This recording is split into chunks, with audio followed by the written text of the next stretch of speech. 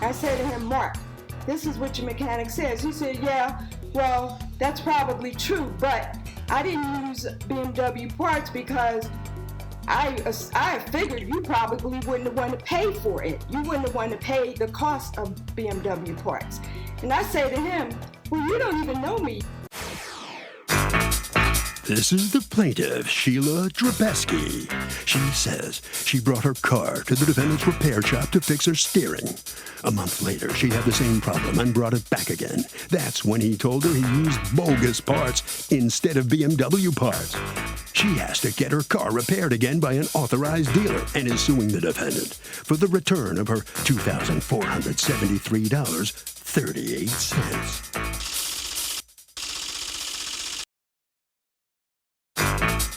This is the defendant, Mark. He says he uses aftermarket parts all the time and usually has no problems.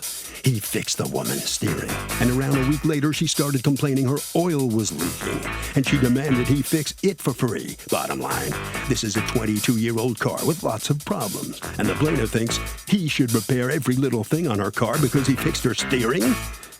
He's accused of doing a shoddy repair.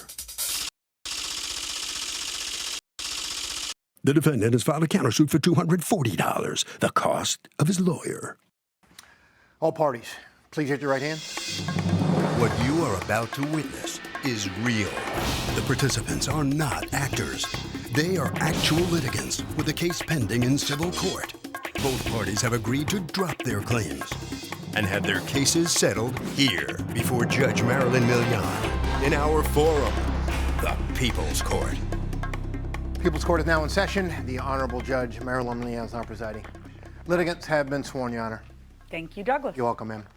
Okay, Ms. Drapeski, you are suing Why Go to the Dealer, owned by Mr. Mark, correct? Yes, Your Honor. And you want your money back and then some for rack and pinion replacement that he did on your 98 BMW, which according to you still didn't solve your problem. So tell me what happened. Okay, well, all the problems began in July of 2019. We noticed that the steering wheel wasn't turning properly. It was very stiff. I normally go to another mechanic, Wellington Auto Services.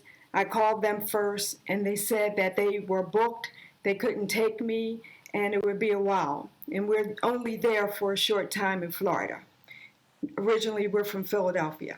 So we looked So you travel back and forth? We travel back and forth, and we were there in July. And whenever we're there, we drive that car, which is a classic. And so... what kind of car is this?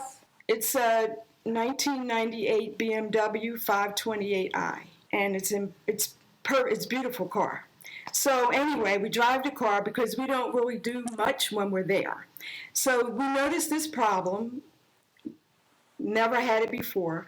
Take it to Mark, and he tells us, oh, no problem, I could fix it tomorrow. So we said, okay. So we came back in a couple of days. He did the rack and pinion, and we took it away, gave him the money, gave him what he asked for, which was, if I could see it here, $1,253.28. And Yes, then what correct. happens? When's the first time you notice a problem? Well, we were still there, so in the beginning of August, around the middle or beginning of August, same problem comes back. So immediately we call him, we go back in, and Wait, what was the problem you noticed? What was the problem? The steering wheel would not turn properly. It was very stiff. When you would try to turn at a corner, you couldn't turn. It was dangerous. Okay. So, we said, the problem hasn't changed. He said, well, bring it in. We bring it in. He said, oh, you need a steering wheel pump. Okay, so now I need a steering wheel pump. All right, so we tell him put it in because we need the car. So I spent another $445 for that. We drive the car off. 5 days later, the car still goes back to the same problem. So we go back 5 days later, and he says, oh, it's faulty. The steering wheel pump is faulty, so we're going to have to do a new steering wheel pump. So now this is the second steering wheel pump I'm getting in. He didn't charge me for it. Okay, he's putting in a new one. Then he said, oh, by the way, that first defective steering wheel pump messed up the rack and pinion that we put in. So we're going to have to replace the rack and pinion. So now I got another steering wheel pump, and I have another rack and pinion that's going in. All right, but you weren't charged for either of those, right? I was not charged for either one. So he does the work. We're coming back to Philadelphia, so we can't get it done immediately. We say, well, Mark, we will go and we'll park the car. When we get back, you'll change it. Okay, we agreed to do that. So we go back. We left in October, and we come back in December. He did the repair on December 19th. All right, Ms. Drapetsky, in December 9th, Yes. he fixes the car again in December. 19th, and yes. And you drive it away and you turn and everything's fine, Yes, because it's otherwise you'd bring it okay. right back. And then when Right. does it go bad again?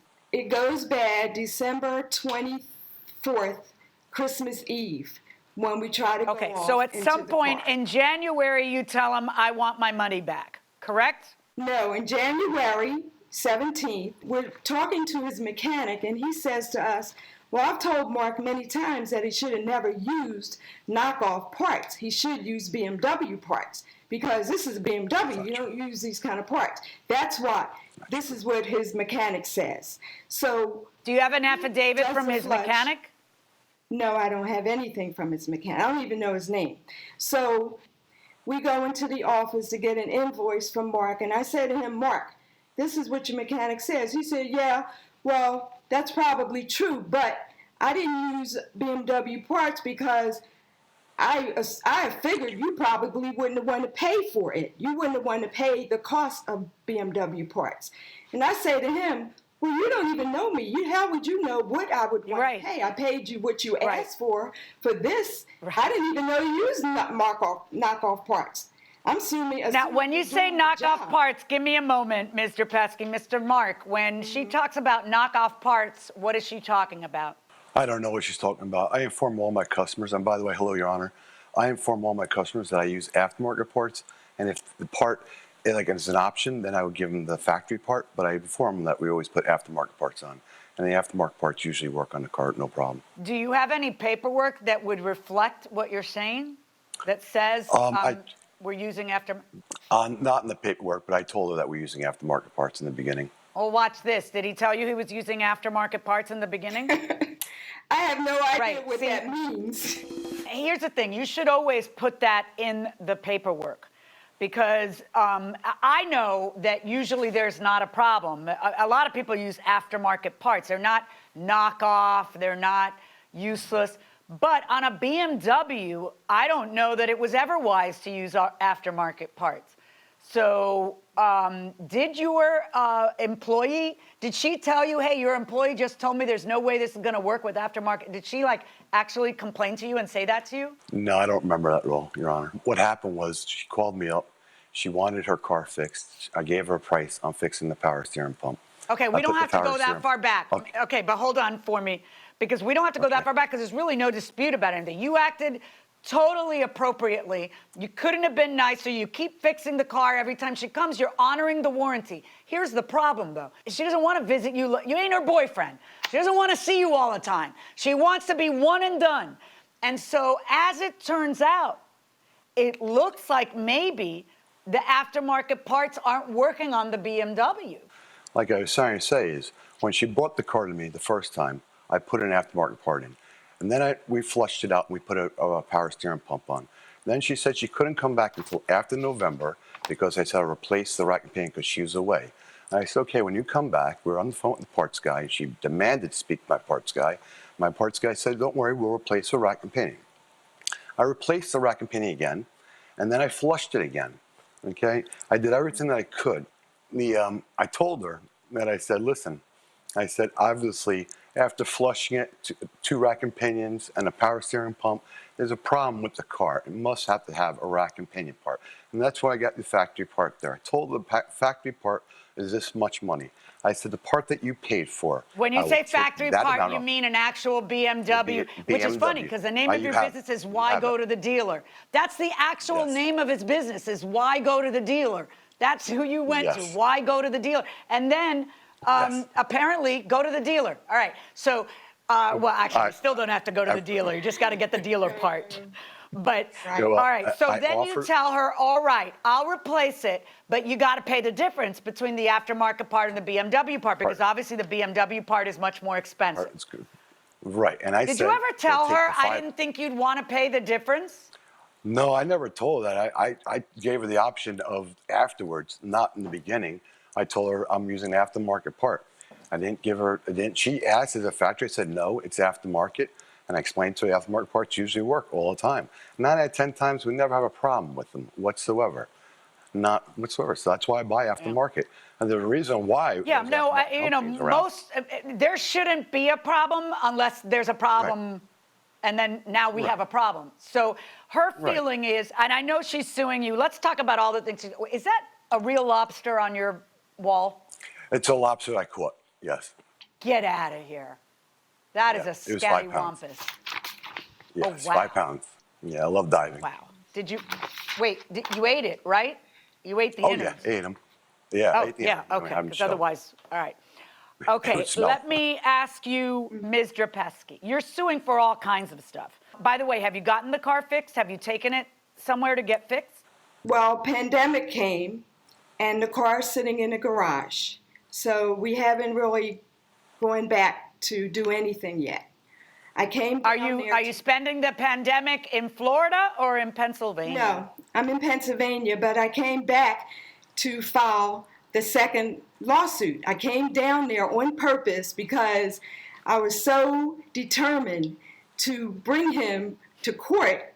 I decided, okay, I lost the first 230, but I'm going back and I'm going to sue the business. I just have to, no matter if I Okay, lose so the money well, or let's not. let's back up a second and explain what you're talking Yes. about. The next thing you're suing for is $230.60 in a filing fee because you Yeah. filed how online? Well, what I did is I filed in person, but all the Because you were paperwork- here still, and then you Yes. sued him personally instead of suing the Yes. business.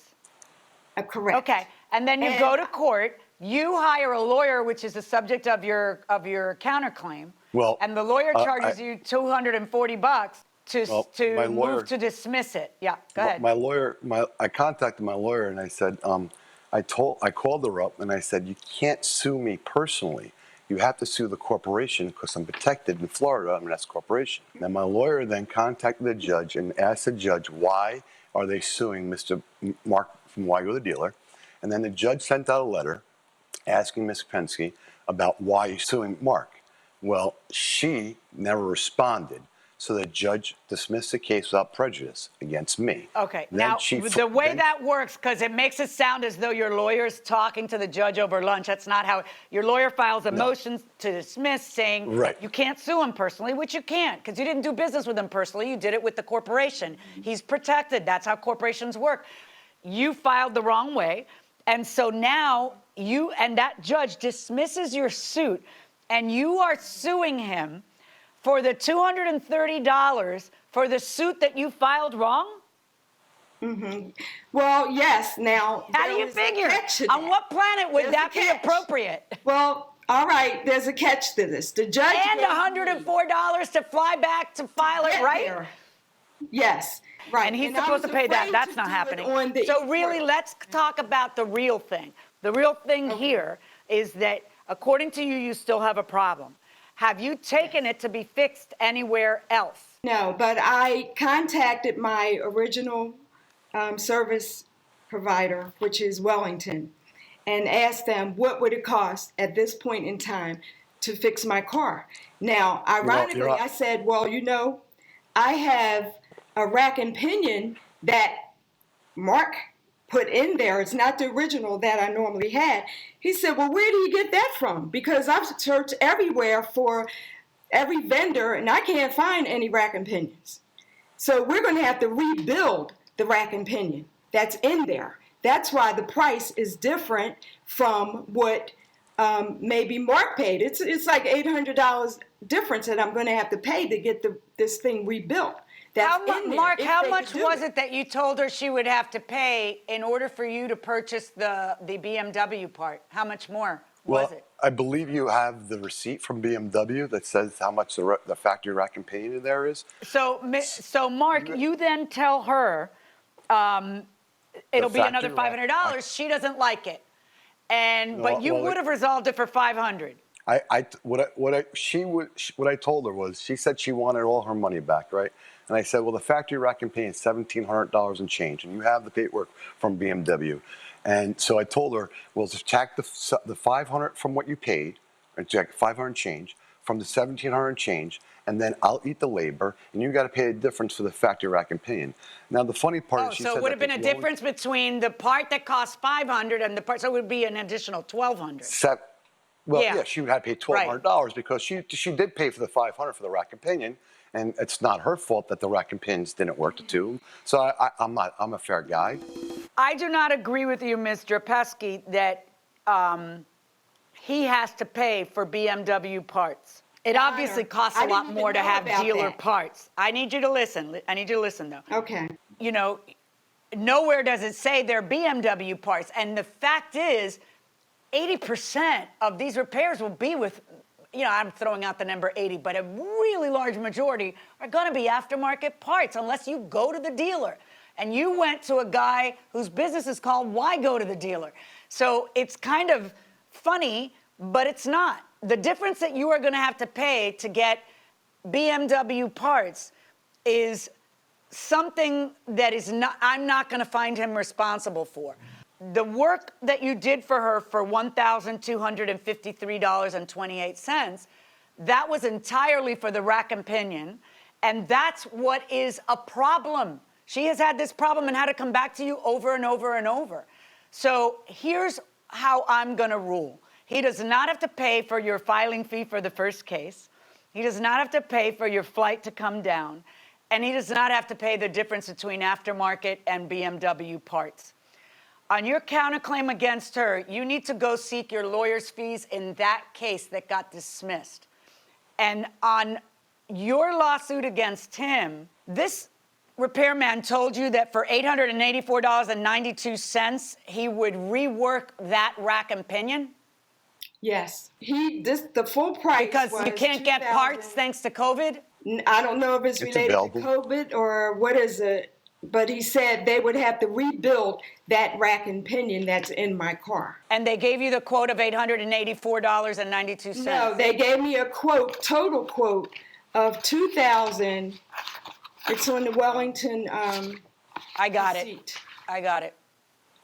Yeah, so that's the cost, and it's an $800 difference between what Mark I understand what you're charged saying. me. All right, here's what I'm going to do. When you go to get that job done, you have them give you the part. And if you return it to Mr. Mark, then he will return that $500. I am ordering him to return to you now the labor part of that job. The amount you paid him for it was $1,253. Then the part itself is $500, and the rest was what? Labor? It was labor and fluids. You have labor, fluid, and taxes. All right. So I'm going to order him to return that portion, which is labor, because it didn't do you any good. That's $753. And if you return that $500 rack and pinion to him, then I'll order him to return the other $500. But if you want to use it, it's not free. So that's my verdict. And I wish you all good luck and nothing on the counterclaim. Thank you, Your Honor. Well, what about my rack and pinion? He's not getting it back. So the judge decides that the defendant is having to give the plaintiff the labor cost back. That's it. She doesn't get the full $2,400, that's for sure. Let's talk to him, the defendant, Mark. Mark, let me ask you a quick question. One gets the impression sometimes there are some cars that maybe it just pays to use factory parts and not use off-market parts. Would you agree with that or not? Well, it depends on the year, make, and model and how old the car is because, sometimes it's not available. And her part was available and it still is available. And, I gave her, and I told her it's an aftermarket part in the very beginning. She knew it was an aftermarket part that I was giving on her car. I offered her the $500 back, and the judge feels that I owe labor. I don't know why. It's not my fault the part didn't work. All right, sir. Well, thank you very much. All right, Mr. Pesky, what are you thinking right now? What are you going to do? Well, Any idea? I think there was a disconnect because the judge doesn't understand now. If I give him back the rack and pinion, where's my original rack and pinion that he took out? Well, that's the judge's decision here. And if you have a question, obviously call him and ask him. He'll tell you whether he still has it or not. Thank you very much. Okay? And that'll wrap up the case. Let's join the judges for another session of After the Verdict.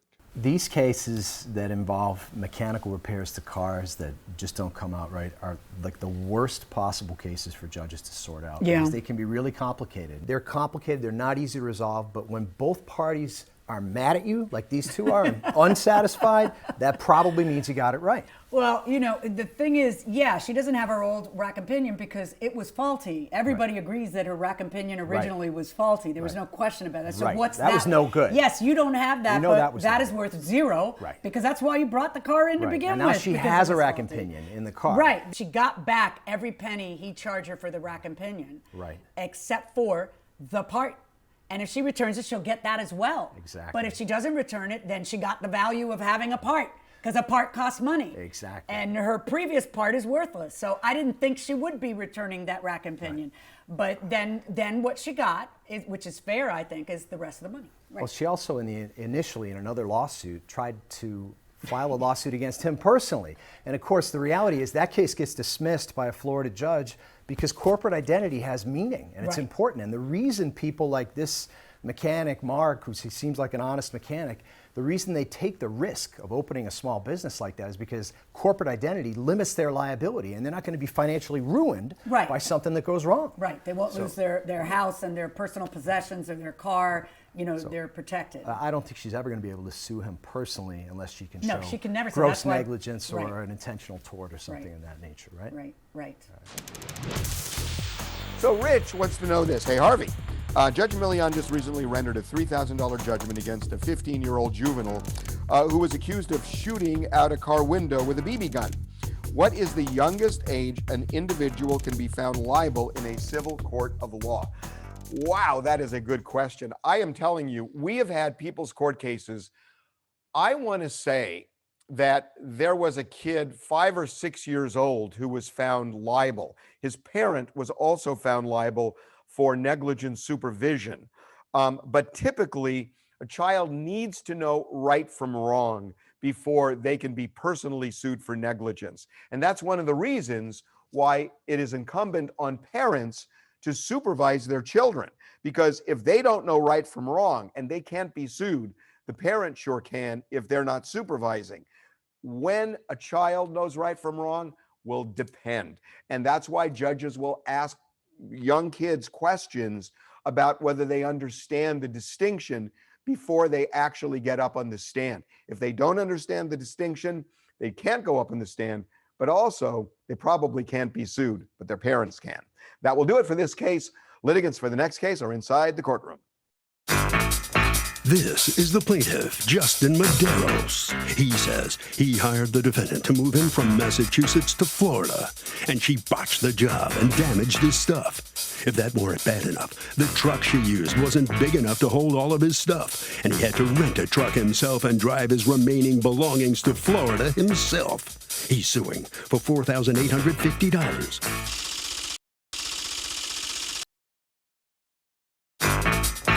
This is the defendant, Vanessa Gonzalez. She says she personally inspects all the stuff that comes to her warehouse on interstate moves. All of the plaintiff's things look fine, and he never complained about anything after his shipment arrived. Then he files this lawsuit and states his whole shipment was destroyed. What a lie! She is accused of making some bad moves. All parties, please use your right hands. Welcome back to the People's Court. Next case on the docket, the plaintiff says he hired the defendant's moving company, but when it came time for the move, they brought a truck that was way too small. He ended up having to rent his own truck and then drive his stuff from Massachusetts to Florida. Now, the defendant says the guy lied about how many things he had to get a cheaper price. It's the case of nothing but bad moves. Thank you, Douglas. You're welcome, ma'am. Mr. Medeiros, you decided that you were going to move from where to where? Massachusetts to Florida, Good move. Where in Florida? Cape Coral. Okay. So when you make that decision, you have to hire a moving van to take your belongings from Massachusetts to Cape Coral. And how is it that you find the defendant's moving company? So I researched them online by Google. I came across a broker company, and they quoted me a price of the inventory I had for $1,500. And Well, you're the one who tells them what you have, right? And so Yep. what do you have any record of what you told them you had? yes, it's in a text Okay, message. did you submit that into evidence? I did. And that would be a text message from Paul. And it had my whole inventory and then what he was quoting me. I have a 60-inch TV, an electric fireplace, large artificial plant, 3-seater couch, love seat, bed frame, mattress and dresser, end table, 2 large ottomans, a mower, a mirror, some wall decor. And so you're negotiating the price. Mm-hmm. And then they Says he got me for a total of $1,499.90. settle on $1,500. Now, according to you, Ms. Gonzalez, when your movers get there, it's not what he had stated on the list. It's significantly more. What else more was it? So basically, when my guys show up at a home, as stated on the broker's contract as well as ours, it goes by cubic feet or by pounds, however the broker decided to book the job and the contract. In his case, it's based off cubic feet. In this particular case, his items went up to 600 cubic feet. And that's all. There was more. There was more stuff, but I guess he decided that this was the max cap, and that's what we loaded and that's what we took. But what I don't understand is if the broker is your agent who books your stuff, and I tell them this is what I have, and they give me a price, what right do you have to then go to the homeowner's house on the day of the move and say, "Now your stuff weighs more than it should"? If it's by weight, it the says broker that on better the- be going over.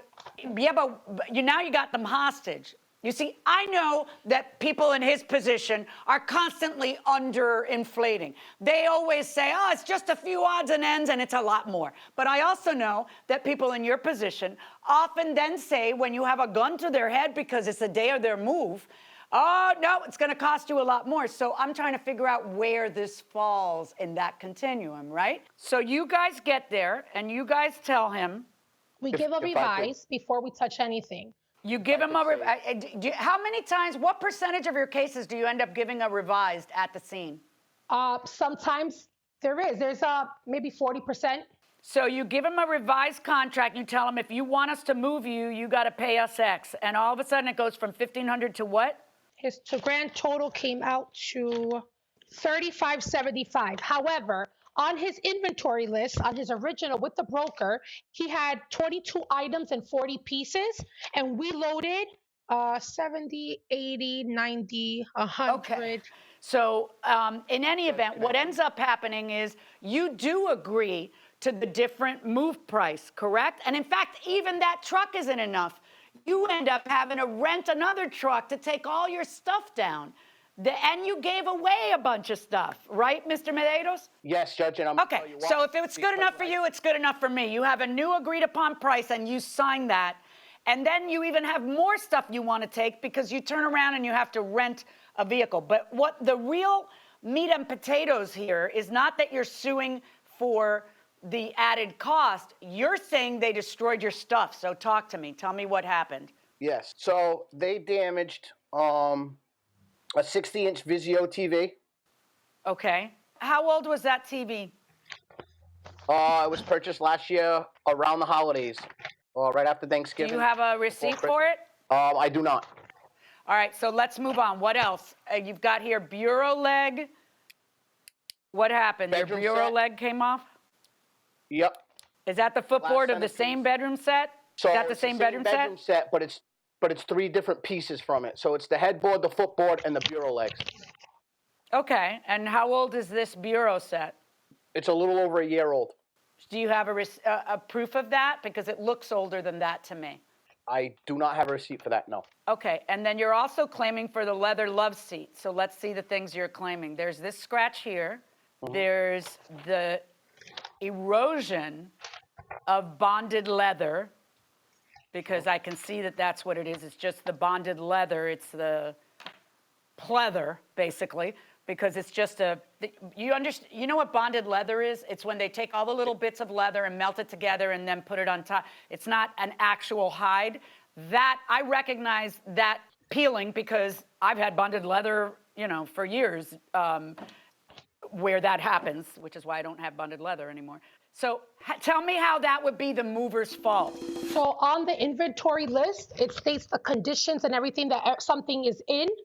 Okay, and if you see on the conditions of the sofa, that's exactly all the damages that's listed from my foreman on the day of the pickup. That's the only thing that has damages out of all his inventory list. It's only the sofas. What say you about that, Mr. Medeiros? I'm looking at that she put. There was no damage to this. This is about 1.5 years old. I'm still paying on it. It's not bonded leather. It's That's real leather. lovely.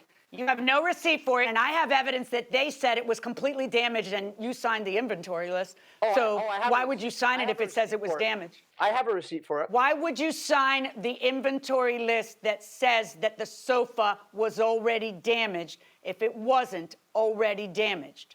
I have no idea, man. I think I know why, because you don't want to have to pay this much for the move. That's why.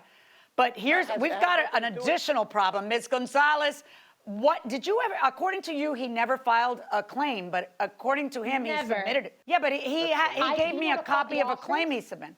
They never sent me anything, and I never heard from that man. And, when he claims that everything was damaged, he has my direct cell phone number. I am the owner of the company, and I'm very involved with all customers. Okay, that man never reached out to me since his delivery. And for somebody to have all these damages, the first thing you're going to do is call, especially that you have contact with me. Never. Right. $4,850 worth of damages that you're suing for. Tell me, did you ever call the company? Absolutely. I called the company. I talked to Jessica. I sent you the text messages. Jessica is not my company. That's the broker. Okay. Tell me what happened, though. You spoke to the broker and what?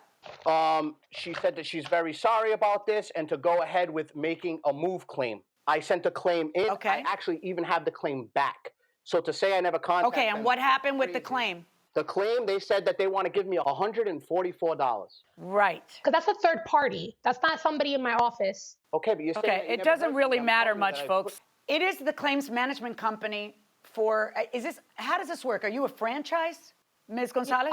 No, I'm not a franchise, but I do use a third party for my claims. Now, what that says that he finds insulting is that they offer him $144. So you explain to me what the problem seems to be here. So we have a form here, which all customers sign. Unless they purchase full coverage, they're only 60 cents per item per pound. That's what the state requires us to cover. Mr. Medeiros, when you signed the documents, you are offered an opportunity to insure your stuff. And the contract that you signed gives you two options. Option one is you pay to fully insure your stuff. Option two is costs you nothing, which is your preferred price. But if something gets damaged, you are limited to 60 cents per pound. You picked option two. You're insulted at $144. That's 240 pounds at 60 cents a pound. You tell me, why did you pick option two, and now you are suing as though you had picked option one, which would have cost you, let's see, I don't know, an extra $1,000, I guess, with a $500 deductible or $750 with a $1,000 deductible. Why is it that you did not insure your stuff and now you're complaining? Because you see, this is a contract. I didn't sign this contract, you did. You see? Okay. So in the contract, you waive your right to claim all these damages unless you cover yourself by paying extra for the insurance. You chose the cheaper version. By the way, almost everybody who is in your shoes as a litigant chose the cheaper version. You know who doesn't end up a litigant? The people who don't choose the cheaper version. They end up making an insurance claim and getting their money. But the ones who end up in litigation miraculously have always chosen option two. Now, if you choose option two, why is it that you're suing for $5,000 when you're limited? Did you not read what you were signing? Welcome back to the People's Court. So who's moving into the winner's circle? We'll find out right now. They told me that they were fully insured, door to door, everything wrapped, everything taken care of. That's what I was told. On top of that, Judge, So? why would I pay? I was already charged double over double than what I thought I was going to pay. So now you're saying another $1,000, and on top of that, I'm paying a professional company to do a job. If that's the case, then I mean, I would have done it myself. Maybe you should have. He also refused. But no, excuse me, there's no Absolutely. question. There's no question pending. Ms. Gonzalez, hold on. I've been doing this alone my whole life, okay? Listen to me, Mr. Medeiros. You made a gamble, and when you make a gamble, there's a chance you're gonna lose. So why should I pay another $1,000? No problem. Lo barato sale caro. The cheap comes out expensive sometimes. So you took a gamble and you lost, and you want to pretend you didn't take a gamble? This is your contract. No, I don't want to pretend, ma'am. This is your contract.